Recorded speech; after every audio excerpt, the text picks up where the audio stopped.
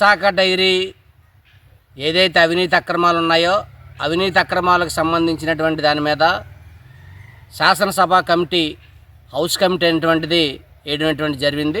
ఈ house committee అవినీతి అక్రమాలపైన దర్యాప్తు జరిపింది. దర్యాప్తు చేసినటువంటి నివేదిక ఏదైతే ఉందో దాన్ని రాష్ట్ర ప్రభుత్వం బుట్టదాఖలు చేసింది. దాన్ని వెంటనే బయటపెట్టి అవినీతి అక్రమాలకు పాల్పడినటువంటి ఏదైతే డైరీ యాజమాన్యం ఉందో దాని మీద చట్టపరమైనటువంటి చర్యలు తీసుకోవాలని చెప్పేసి, అదేవిధంగా పాల ధర ₹4 తగ్గించారు. ఆ ₹4 యథావిధిగా పెంచాలని చెప్పేసి, మూడోది ఈ కాలంలోని పాల సేకరణ అనేటువంటిది తగ్గించేశారు.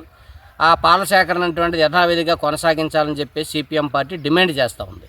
ప్రధానంగా విశాఖ డైరీ అనేటువంటిది లక్షల రూపాయలతోని 1973లోని ఏర్పడింది. ఆ ఏర్పడినప్పటి నుంచి ఆ రోజు నుంచి ఈ రోజు వరకు కోట్లాది రూపాయలు ఈరోజు లాభాలతో నడుస్తూ ఉంది. అది ఆ రోజు ఉన్నటువంటి ప్రభుత్వం కానివ్వండి, కార్మికులు కానివ్వండి, రైతులు సహకారంతో ఈ డైరీ అనేటువంటిది ఈరోజు కోట్ల రూపాయలకు పడకలెత్తి అభివృద్ధి అనేటువంటిది చెందింది. అటువంటి డైరీని ఈరోజు ఒక చట్టంలోని లొసుగులను ఉపయోగించుకొని ఆడారి తులసీరావు కుటుంబీకులు ఈరోజు దాన్ని పూర్తిగా అవినీతిమయం చేసి వాళ్ళు కోట్ల రూపాయలు సంపాదించుకోవడం అటువంటిది జరిగింది. దీన్ని రాష్ట్ర ప్రభుత్వం అనేక ప్రభుత్వాలు వచ్చినా కానీ వాళ్ళు ఏమీ చేసే పరిస్థితి ఈరోజు కనిపించట్లేదు. ఆడారు తులసీరావు గారు ఉన్నంతకాలం దాన్నేమో వేరే రూపంలో మార్చి దాన్ని అవినీతి అక్రమాలు లొసుగులు చట్టంలోకి తీసుకొని వచ్చి చేయడం జరిగింది. ఈరోజు చూస్తే ఈరోజు ఆడారు ఆనంద్ కుమారు అవినీతి అక్రమాలకు పాల్పడ్డాడు, దీని మీద దర్యాప్తు జరుగుతుంది, ఆయన మీద కేసులు పెడతారు, జైలుకి పోతాడు అనేటువంటి టైంలోనే ఈరోజు బీజేపీలో చేరడం అటువంటిది జరిగింది. అంటే బీజేపీ ఈరోజు పూర్తిగా అవినీతి పరులని, అక్రమదారులని ఈరోజు పూర్తిగా చేర్చుకుంటా ఉంది. విశ్వనీతి కోల్పోయాడు, వాడు విశ్వనీతి అనేటువంటిది లేదనేటువంటి చెప్పినటువంటి బీజేపీ ఈరోజు అక్కడికి వెళ్తే విశ్వనీత వచ్చేస్తుందా అని చెప్పేసి మేము అడుగుతూ ఉన్నాం. అందుకని అపవిత్రమైనటువంటి వాళ్ళందరినీ పవిత్రులుగా అక్కడ చేర్చుకొని పవిత్రులుగా మారిపోతారని చెప్పేసి మేము అడుగుతూ ఉన్నాం. అందుకని బీజేపీ ఈరోజు పెద్ద అవినీతి పార్టీగా మారింది. దేశంలో ఉన్నటువంటి అవినీతి పరులందరినీ, ఈ రాష్ట్రంలో ఉన్నటువంటి అవినీతి పరులందరినీ కేసుల నుంచి తప్పించుకోవడం కోసం బీజేపీ వాళ్ళ పార్టీలో చేర్చుకుంటా ఉంది. అది పూర్తిగా అవినీతి పార్టీగా మారిపోయింది. నాలుగోది, ఈరోజు పాల సేకరణకు సంబంధించి ఉత్తరాంధ్రలోని 7 జిల్లాల్లో లక్షలాది మంది ఈరోజు ఆ పాల డైరీ మీద పాడి రైతులు ఆధారపడి ఈరోజు బతుకుతూ ఉన్నారు. అటువంటి బతుకుతున్నటువంటి రైతులు నెత్తి మీద పిడిగేసి ఈరోజు పాల డైరీ వాళ్ళని పాల సేకరణ అటువంటి పూర్తిగా తగ్గించింది, దాని ధర తగ్గించింది. దీన్ని ప్రొడక్ట్ చేయలేకపోయాం, చేత కావట్లేదని చెప్పేసి చెప్తా ఉంది. అంటే ఇన్నేళ్ళు బట్టి లేనిది ఈరోజు ఎలా చేస్తుందని చెప్పేసి మాట్లాడుతుంది. పాలు పెరిగినప్పుడు జనాభా కూడా పెరుగుతుంది, ప్రజల జనాభా దాని వినియోగదారులు కూడా పెరుగుతూ ఉన్నారు. మరి అటువంటి అప్పుడు ఎందుకు ఉపయోగించలేకపోతుంది? ఇప్పుడు ఎందుకు ఆ విధమైన పరిస్థితి వచ్చిందంటే అది అవినీతిమయం అయిపోతుంది. దాని నుంచి తప్పించుకోవడం కోసం ఈరోజు అనేకటువంటి ఎత్తుగడలు యాజమాన్యం ప్రయత్నం చేస్తూ ఉంది. ఇక్కడ ఉన్నటువంటి రాష్ట్ర ప్రభుత్వం దాని మీద కమిటీ వేసింది. అయ్యన్న పాత్రుడు గారు స్వయానే దాని మీద కమిటీ వేసి ఆ కమిటీ దర్యాప్తు జరిపి వాళ్ళ సంగతి తేల్చాలి, తాట తీయాలని చెప్పారు. కానీ ఈరోజు ఆ కమిటీ అనేటువంటిది సక్రమంగా దర్యాప్తు జరిపి నివేదికను బయటపెట్టే పరిస్థితి రోజు లేదు. పవన్ కళ్యాణ్ గారు రాష్ట్ర ముఖ్యమంత్రిగా ఉన్నారు, ప్రశ్నించడానికి రాష్ట్రంలో పార్టీని పెట్టాను, ప్రశ్నిస్తాను, అవినీతి పరులు తాట తీస్తామని చెప్పారు. కూటమిలో ఉన్నారు. కూటమిలో ఉన్నటువంటి పవన్ కళ్యాణ్ గారు ఈరోజు డైరీ గురించి ఏం చెప్తారని చెప్పేసి మేము అడుగుతూ ఉన్నాం.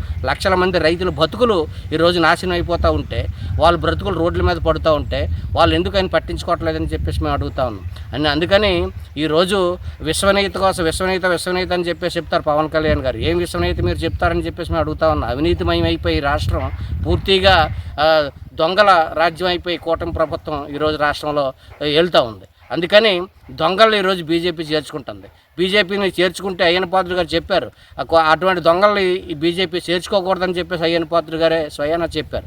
అయినా కానీ రాష్ట్ర ప్రభుత్వానికి సిగ్గు లేకుండా ఈరోజు డైరీ మీద జరిగినటువంటి అవినీతి అక్రమాలపై చెప్పినటువంటి దర్యాప్తు ఏదో బయట పెట్టకుండా ఈరోజు దాన్ని దాచిపెట్టి డైరీని కాపాడడం కోసం ప్రయత్నం చేస్తూ ఉంది. రైతుల కష్టాన్ని దోచుకున్నటువంటి ఎవరు కూడా ఈరోజు భవిష్యత్తులో మనుగడ ఉండదు. రైతుల కష్టం మీద ఆధారపడినటువంటి రైతుల కష్టాన్ని దోచుకున్నటువంటి వాళ్ళకి పుట్టగతులు ఉండవని చెప్పి సిపిఎం పార్టీ స్పష్టం చేయదలుచుకుంది. అందుకని ఏదైతే విశాఖ డైరీ అవినీతి అక్రమాలు ఉన్నాయో దాని మీద హౌస్ కమిటీ చేసినటువంటి దర్యాప్తు ఏదైతే ఉందో దాని నివేదికను వెంటనే బయటపెట్టి అవినీతి అక్రమాలు పాల్పడినటువంటి ఎవరైతే యాజమాన్యం ఉందో వాళ్ళ మీద చర్యలు తీసుకోవాలని చెప్పేసి, అదేవిధంగా పాల ధర తగ్గించారు. పాల ధర తగ్గించడం కాదు, పెంచిన ధర కొనసాగించి పెంచాలి. పెంచి ఈరోజు తౌడు చిట్టు రైతులు గేదె రేటు, పాలు రేటు, ఆవు రేటు, దానా రేటు అన్నీ పెరిగాయి. వాళ్ళకి గిట్టుబాటు ధర ఇచ్చి రైతులు ఆదుకోవాలి. ఆ విధంగా చేయాలి. మూడోది, ఈరోజు పాల సేకరణ ధర తగ్గించారు. పాల సేకరణను పూర్తిగా తగ్గించేస్తుంటారు. పాలు పూర్తిగా తీసుకోవట్లేదు, ఇచ్చిన పాలు తిరిగి పంపించేస్తుంటారు. అందుకని ఆ పాల సేకరణ ఏదైతుందో దాన్ని యథావిధిగా కొనసాగించాలి. ఆ విధంగా కొనసాగించకపోతే మేము సిపిఎం పార్టీగా ఈ జిల్లాలో ఉత్తరాంధ్రలోని ఓ పెద్ద ఎత్తున ఉద్యమం చేపట్టడం జరుగుతుంది. వచ్చే నెల 1, 2, 3 ఫిబ్రవరిలోని నెల్లూరులోని సిపిఎం పార్టీ రాష్ట్ర మహాసభలు జరుగుతున్నాయి. ఉత్తరాంధ్ర జిల్లాలకు సంబంధించినటువంటి సిపిఎం పార్టీ జిల్లా నాయకులు అందరూ కూడా ఆ మహాసభల్లో పాల్గొంటున్నారు. విశాఖ డైరీ మీద ఓ ప్రత్యేకమైనటువంటి తీర్మానం చేసి విశాఖ డైరీ మనుగడకి కోసం రైతాంగం తరపున నిలబడే విధంగా, ఈ అవినీతి అక్రమాలకు పాల్పడే వాళ్ళని చర్యలు తీసుకునే విధంగా మేము ఒక తీర్మానం చేసి విశాఖ డైరీని కాపాడుకోవడం కోసం రైతాంగం తరపున నిలబడి సిపిఎం పార్టీగా పెద్ద ఎత్తున ఉద్యమం చేపడతాం.